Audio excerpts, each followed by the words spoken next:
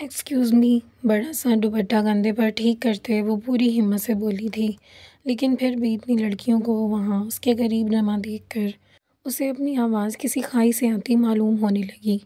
Excuse me mister جاذب کمال، ایک قدم آگے بڑھاتے وہ اب قدرے تیز لہجے میں بولی تھی۔ سب لڑکیوں نے چونک کر اسے دیکھا اور ساتھ ہی ان سب کی آنکھوں میں ناگواری اتر آئی۔ کچھ پوائنٹس ڈسکس کر لیتے ہیں اور پھر تم بتا، تم اسے کیسے حکم دے رہی ہو؟ کہیں کوئی مہارانی ہو تم؟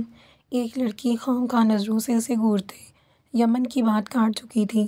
یمن نے اس لڑکی کو دیکھا جو ان سب میں سب سے زیادہ اسے بری طریقے سے گھور رہی تھی۔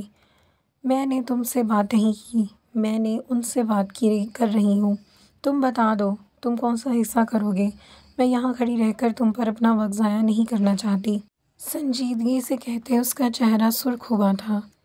ایک تو وہ اس لاڈلے نواب کو بلانے آئی تھی اور اوپر سے ان عجیب و غریب لباس پہنے لڑکیوں کو باتیں سننی پڑ رہی تھیں۔ وہ آرام سے ٹیبل پر بیٹھا تھا، اچانک نیچے اترا تھا۔ اس کے ماتھے پر ہلکے سے بل نمودار ہوئے تھے۔ پہلی بات، مجھے تم بلانے کا حق میں نے تمہیں نہیں دیا ہے، اور دوسری بات، مجھے نہیں لگتا کہ تمہارا وقت ضائع ہو رہا ہے۔ تم نے جا کر کمپنیاں تو نہیں چلانی؟ وہ اس کی حالت پر چوٹ کرتے طنزیہ بولا۔ یمن نے ایک نظر نیچے دیکھا، شاید اس کی نظریں تیز تھیں، شاید نہیں، یقیناً اس نے اس کی ٹوٹی جوتی نوٹ کی تھی۔ یمن کو ایک دم شرمندگی ہوئی تھی اور پھر غصے کے ذہن میں سوار ہوا تھا۔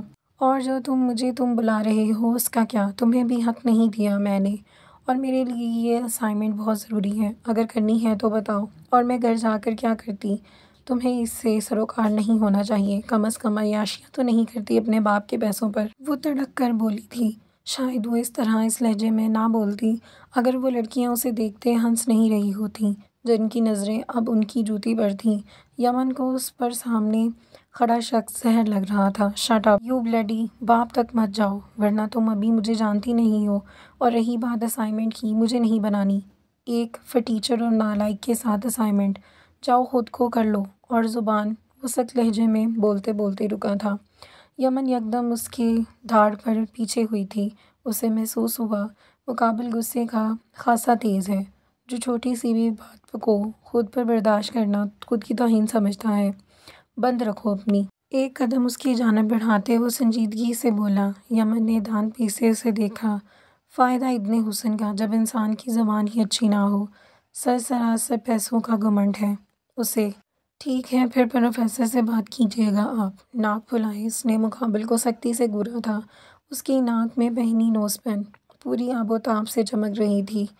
گال سرخ ہو چکے تھے اور وہ پلٹ گئی۔ اس کی آنکھوں میں پانی تیر رہا تھا۔ کیا پیسہ ہی سب کچھ ہوتا ہے؟ کیا جس کے پاس پیسے نہ ہو وہ انسان نہیں ہوتے؟ کیا ضروری ہے ٹوٹے جوتے والوں کو نیچا دکھانا؟ میسنا کہیں کا۔ پھسلتے آنسوؤں کو صاف کرتے وہ بار بار اسے یہی بول رہی تھی۔ اسے افسوس تھا کہ وہ اس امیر زادی کے پاس گئی تھی۔ اب وہ کہاں جانتی تھی کہ جاذب کمال واقعی چھوٹی سے چھوٹی بات بھی برداشت نہیں کر پاتا، یہاں تک کہ اس کی ذات کے خلاف بولا گیا ایک اف تک بھی نہیں۔ اس نے چاروں طرف نظر دوڑائی تھی۔ لوگوں کا اتنا بڑا ہجوم تھا کہ گویا جیسے سمندر ہو۔ ہر طرف ایک ہی نام سے پکار آ رہی تھی۔ کیوں نہ وہ نام تھا ہی ایسا کہ لوگ سن کر ہی مسکرا دیتے تھے۔ وہ نام جب بھی گونجتا ہر کسی کی آنکھیں چمک جاتی تھیں، ہر کوئی ایک دوسرے سے انجان بس اس ایک آواز پر جھوم اٹھتا تھا۔ کایان سکندر۔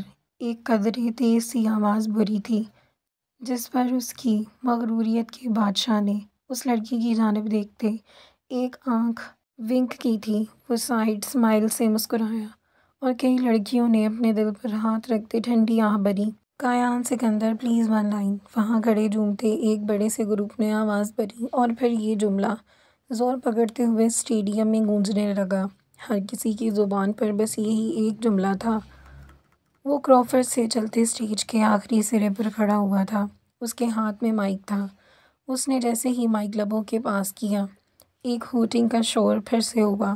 وہ دھیرے سے ہنسا، یوں محسوس ہوا جیسے پورے اندھیرے میں کوئی چمکتی چیز نمودار ہوئی ہے۔ وہ اس کی ہنسی تھی، یا شاید وہ پورا کا پورا حسن کا منہ بولتا ثبوت تھا۔ شہد رنگ آنکھیں پوری آب و تاب سے چمک رہی تھیں، چمکیلی سحر انگیز آنکھیں سرخ سفید رنگت، انابی لب، ہلکی سی بیئر۔ وہ اس وقت وائٹ ٹی شرٹ پر بلیک جینز پہنے وائٹ جوگرز میں اسٹریٹ پر کھڑا دمک رہا تھا۔ اس کے بائیں ہاتھ کی 2 انگلیوں میں سے کچھ نگینے چمک رہے تھے۔ وہ پیروں کے بل دھیرے سے جھکا اور وہاں کھڑی ایک لڑکی پر نظریں ڈالیں۔ وہ دھیرے سے ہنسا اور نظریں پھیر لیں۔ وہ وہاں کھڑی لڑکی کی ہلکی سی چیخ نکلی تھی۔ تو ہی ہے میرے دل کی تمنا، تیری یہ یادیں ہر لمحے، دے مجھے دے اپنا آنچل، دھوپ میں جلتا ہوں ہر پل، تجھ میں ہے کچھ ایسی گٹاسا جس کے لیے میں ہوں پیاسا، آ تجھے میری پیاس بجھا جا رے۔ اس کی آواز پورے اسٹیڈیم میں گونج رہی تھی۔ ایک پل کو ہر طرف خاموشی چھا گئی تھی، جیسے کوئی شہر کھینچا گیا ہو، ایسی خاموشی جو راحت دیتی ہے۔ دل اور روح الہی تو آجا میرے ماہی، دل رویا الہی تو آجا میرے ماہی۔ اس حسن زادے کی آواز پھر سے گونجی تو وہاں ایک شور اٹھا تھا، ایسا شور کہ وہ چمکتی آنکھوں سے مسکرایا۔ اسے اچھا لگتا تھا جب لوگ اس کے لیے کریزی ہو جاتے تھے۔ وہ پلٹ گیا، ایک لڑکے نے بھاگ کر اس کے ہاتھ سے مائک لیا تھا۔ اس نے چمکتی ایک نظر اسٹیج کے بالکل پاس کھڑی لڑکی پر ڈالی تھی، پھر وہ نظریں سرد ہو گئی تھیں۔ اس کے پیچھے لاکھوں لوگوں کی آوازیں گونج رہی تھیں جو اس کا نام پکار رہے تھے، لیکن وہ انسنی کر رہا تھا۔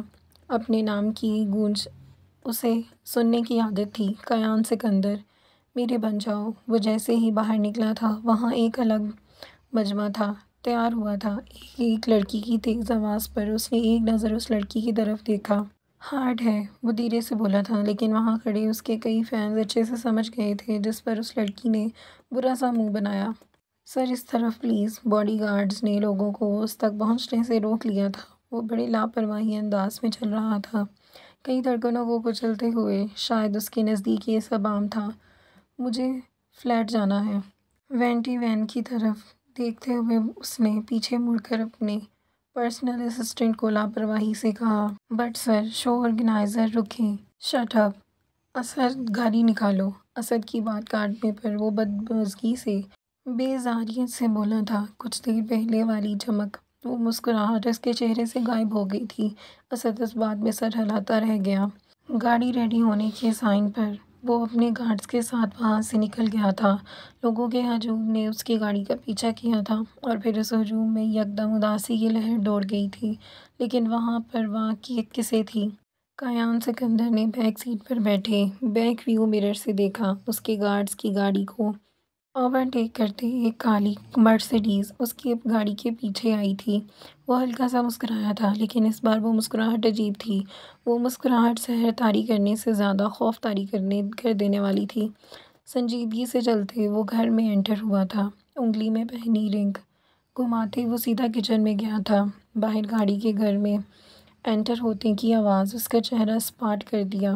فریزر سے پانی کی بوتل نکالتے اس نے وہ ٹھنڈے پانی کی بوتل اتنی سردی میں بھی خود پر انڈیل لی تھی۔ پانی کی بوندیں اس کے بالوں سے ہوتی اس کے چہرے پر پھسلتی تھیں، اس کی گردن تک گئی تھیں۔ بوتل میز پر رکھتے وہ پلٹا تھا۔ اسے پیچھے کھڑی لڑکی کو دیکھ کر اسے حیرت نہیں ہوئی تھی۔ اس کا چہرہ اب بھی سپاٹ تھا، لیکن آنکھیں بشہد رنگ آنکھیں چمک رہی تھیں۔ کیان سکندر، کیسے ہو تم؟ کافی تھکے ہوئے لگ رہے ہو۔ مقابل لڑکی بڑی ادا سے چلتے اس کے نزدیک جا رہی تھی۔ اس کے لبوں پر تراش شدہ مسکراہٹ تھی، جبکہ مقابل کے چہرے پر اب سرد تاثرات تھے۔ مجھے پتہ تھا تم مجھے پسند کرتے ہو، تمہاری آنکھوں کی چمک واللہ شاید کسی دن ایک آدھ کی جان لے لے گی۔ اس کی گردن پر چمکتے بال پانی کے قطرے کو اپنی انگلی سے لیتے وہ چمکتی نظروں سے اسے دیکھتے بولی، جان۔ مقابل نے 2 لفظ ادا کیے تھے، طنز بھرے الفاظ۔ اس کے چہرے کو دیکھتے اس کے جذبات کو اندازہ لگا پانا مشکل تھا۔ کیان اپنے مرمری ہاتھ اس کی طرف لے جاتے وہ رس بھرے لہجے میں بولی تھی، جس مقابل کی بے دردی سے اس کا ہاتھ جھٹکا تھا اور اس کے سائڈ سے ہوتے نکل گیا تھا۔ وہ لڑکی دھیرے سے ہنسی۔ اسے کیان سکندر پسند تھا اور وہ اسے کسی بھی حال میں پانا چاہتی تھی۔ تو کیا کیان سکندر تھا ہی ایسا کہ ہر لڑکی اسے پانے کی خواہش کرے؟ وہ بھی اس کے پیچھے کچن سے باہر نکلی تھی، جہاں وہ سیڑھیوں پر چڑھتے اپنی ٹی شرٹ اتار چکا تھا۔ اس کا کسرتی جسم واضح ہوتا عجیب سا منظر پیش کر رہا تھا۔ ٹی شرٹ سیڑھیوں پر پھینکتے وہ آگے کو بڑھ گیا تھا۔ ایما گہرا سا مسکرائی تھی اور وہ بھی سیڑھیاں تیزی سے عبور کرتے اس کے روم کی جانب بڑھی تھی جہاں وہ گیا تھا۔ اس کی کالی آنکھیں چمک رہی تھیں۔ اس نے ہلکے سے دروازہ کھولا تھا۔ وہ کمرے میں انٹر ہوئی جہاں صرف ایک بیڈ پڑا تھا۔ وہ بہت عام سا کمرہ تھا۔ ایما کو شدید بیزاری ہوئی تھی۔ اسے لگا تھا کہ کایان سکندر کا کمرہ کسی محل کی طرح شاندار ہوگا، لیکن وہ سخت مایوس ہوئی تھی۔ پھر سر جھٹکتی وہ بیڈ پر بیٹھ گئی۔ واش روم سے پانی گرنے کی آواز آ رہی تھی۔ ایما نے چاروں طرف نظر دوڑائی۔ اس کمرے میں ایک الماری تھی اور ایک بیڈ، بس وہاں ڈریسنگ تک نہیں تھی۔ وہاں ایک دیوار یہ تصویر ضروری تھی۔ وہ بہت عجیب سی تصویر تھی جہاں ہر طرف کالا آسمان تھا اور پہاڑی پر کھڑا لڑکا پہاڑی سے نیچے گرتی لڑکی کا ہاتھ کچھ یوں تھامے ہوئے تھا کہ کہنا مشکل تھا وہ لڑکا اسے بچا رہا تھا یا پھر اسے نیچے کھائی میں پھینکنے کی خواہش مند تھا۔ ایما کے تاثرات سرانے والے ہوئے تھے۔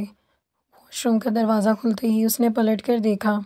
وہ ابھی بلو ٹراؤزر میں تھا، شرٹ لیس تھا اور وہ ایما کی ہوش بری طرح اڑا چکا تھا۔ کایان! ایما تیزی سے اٹھتے اس کے قریب گئی تھی۔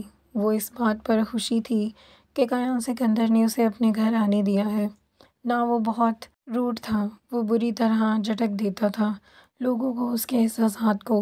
میں بھی تمہیں بہت پسند کرتی ہوں مائی لو، ایما اس کے کندھے پر سر رکھے بولی۔ اس کے نرم گلزار لب کایان سکندر کے کندھوں پر سبتو تھے۔ میں بھی اپنا ہاتھ اس کی کمر پر لے جاتے اس نے ایما کو کھینچتے خود کے قریب کیا تھا۔ ایما کھل کر مسکرائی اور کایان سکندر مسکراہٹ وہ بہت خطرناک تھی، عجیب سی۔ کایان میں تمہیں بہت خوش رکھوں گی، ہم دونوں ہمیشہ خوش رہیں گے۔ ایما نازک انگلیوں کو بڑی ادا سے اس کی گردن پر رب کرتے بہکے ہوئے لہجے میں بولی تھی۔ اس کے اندر سرشاری کا طوفان سا تھا۔ وہ خوش تھی کہ کایان سکندر اب فقط اس کا ہے۔ مجھے ایسا نہیں لگتا، اس کی گردن پر لب رکھتے وہ غمگین مگر سرد لہجے سے بولا تھا۔ ایما نے حیرانگی سے اس کی آنکھوں میں دیکھا۔ وہ دھیرے سے ہنسا تھا، ایک ہلکی سی سائیڈ اسمائل۔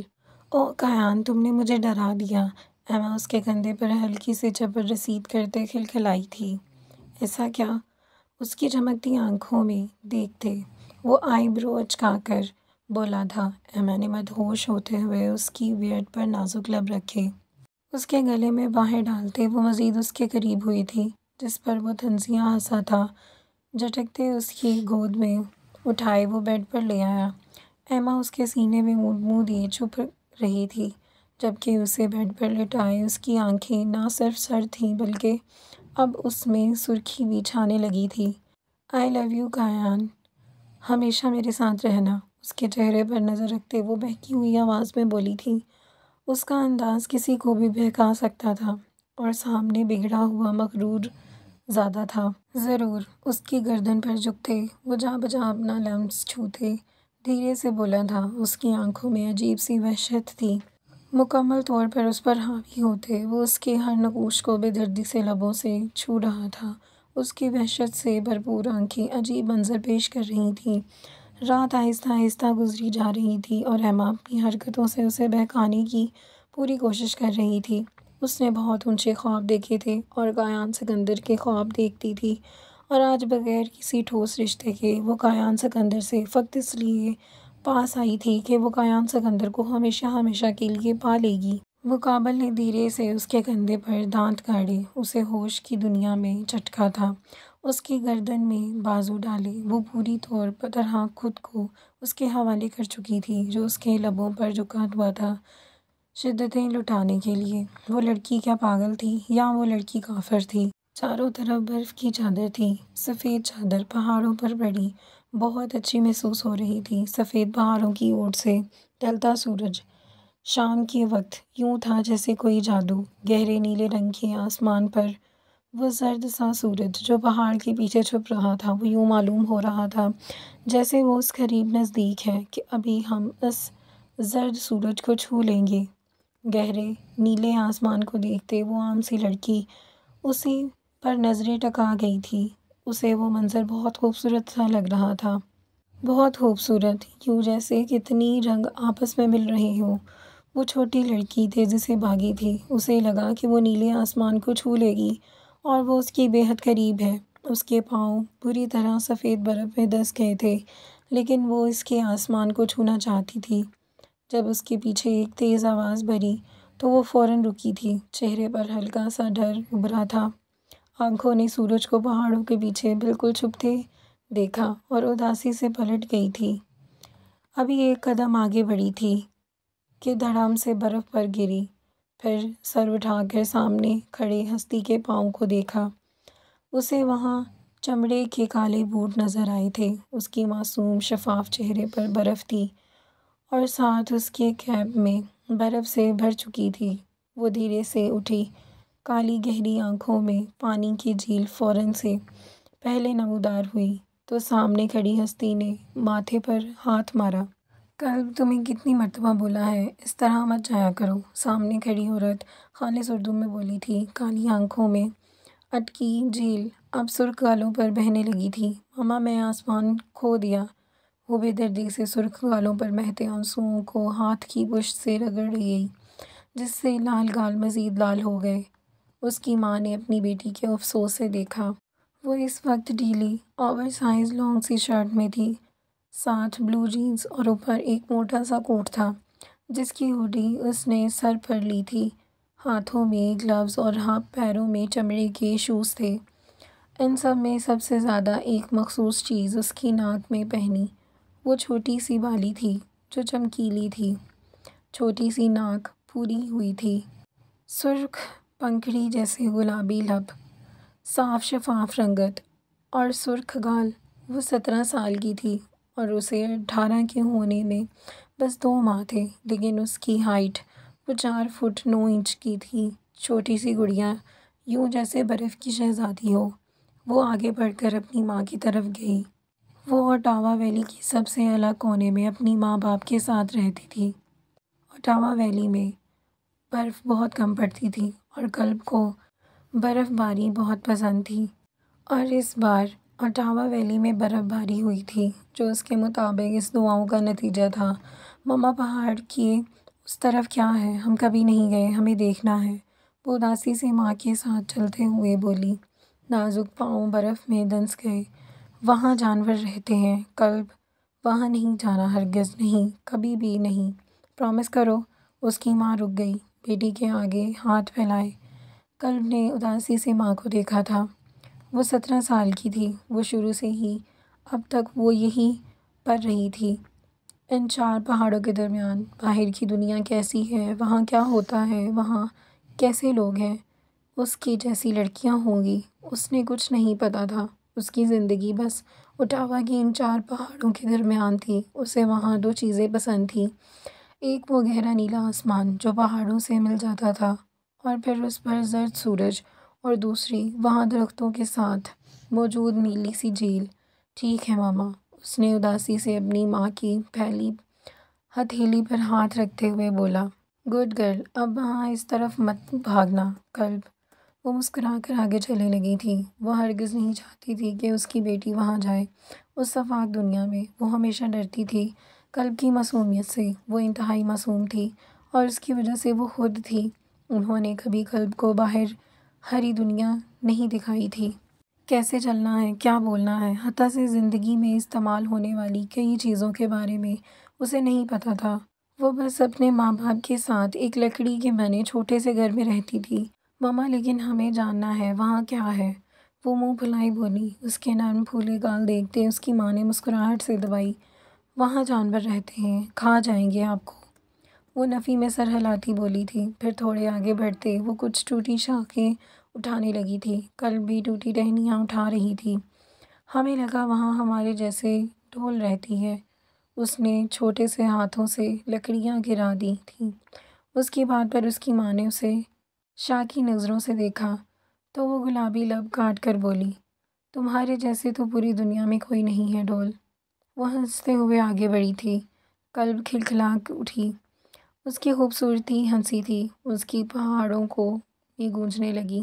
وہ معصوم تھی، اور اگر وہ معصومیت ان 4 پہاڑوں سے باہر نکل گئی تو کیا واقعی لوگ اسے کھا جائیں گے؟ ایک ایسی لڑکی جو کچھ نہیں جانتی، اس کی ماں غم میں مبتلا تھی، سوچ ہی کرب زدہ تھی، نہ جانے اس کی معصومیت اسے کس مصیبت میں ڈالنے والی تھی۔ اس کے ساتھ ہماری قسط نمبر 2 کا اختتام ہوتا ہے۔ انشاءاللہ ملتے ہیں نیکسٹ قسط کے ساتھ، دعا میں یاد رکھیے گا۔ اللہ حافظ۔